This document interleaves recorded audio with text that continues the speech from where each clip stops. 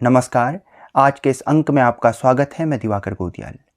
बिहार के आगामी विधानसभा चुनाव को लेकर आम आदमी पार्टी ने अब एक स्पष्ट ऐलान कर दिया है। ये ऐलान है बिहार के चुनाव में अकेले चुनाव लड़ने को लेकर। आम आदमी पार्टी के संयोजक और सबसे बड़े नेता अरविंद केजरीवाल जी के द्वारा इस बात को स्पष्ट किया गया कि अब उनका किसी के साथ कोई गठबंधन नहीं है। अहमदाबाद में अपनी एक प्रेस कॉन्फ्रेंस में अरविंद केजरीवाल जी ने ये बात को रखा कि अब हमारा किसी के साथ कोई गठबंधन नहीं है और जो इंडिया गठबंधन था वो लोकसभा के चुनाव के लिए केवल था। अब आगे हम अकेले ही चुनाव लड़ने वाले हैं।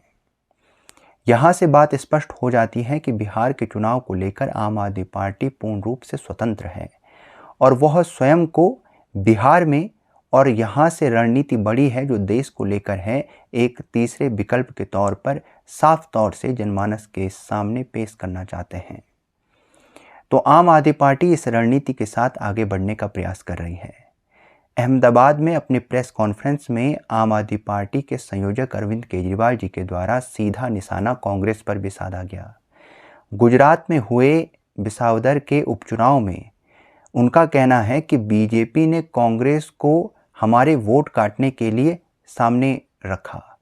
यानी उनका ये कहना है कि कांग्रेस बीजेपी की बी टीम है। कुछ इस प्रकार का आरोप वो लगा रहे हैं और इस बात को कहते हुए वो ये कह रहे हैं कि कांग्रेस ने पूरा प्रयास किया लेकिन उसके बावजूद भी वे हमारे वोट ना काट सके और हम 3 गुना ज़्यादा वोटों के साथ गुजरात के विसावदर उपचुनाव में जीते। तो इस प्रकार से अब यहाँ पर कांग्रेस के स्थान को सीधी तौर से आम आदमी पार्टी उसको ले रही है, उस स्थान को प्राप्त करने की पूरी कोशिश कर रही है।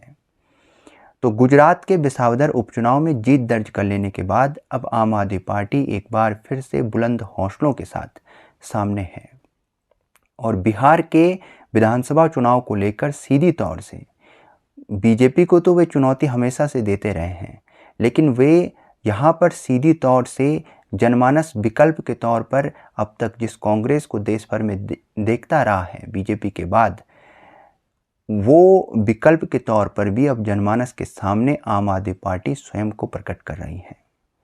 और ये बड़ी रणनीति है, ये राष्ट्रीय रणनीति है आम आदमी पार्टी की।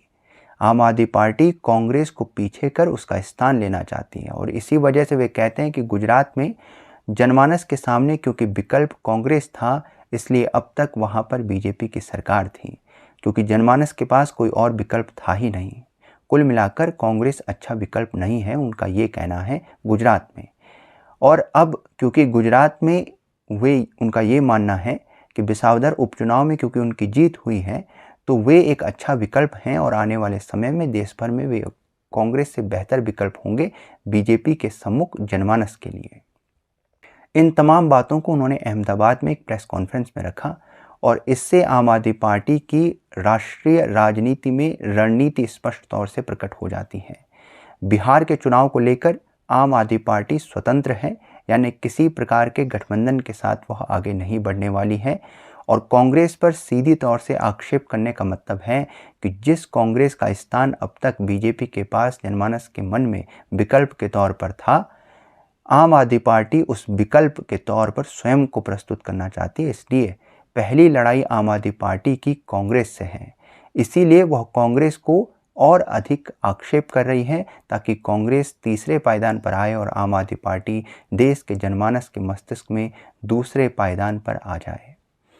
तो ये कुल मिलाकर आम आदमी पार्टी की रणनीति है। दिल्ली में हार के संदर्भ पर भी उन्होंने कहा और उनका कहना है कि ये उतार चढ़ाव है और ये चलता रहेगा, लेकिन सवाल बड़ा है क्या बिहार के विधानसभा चुनाव में बीजेपी और जेडीयू के सम्मुख आम आदमी पार्टी अकेले क्या किसी प्रकार से प्रभावशाली है?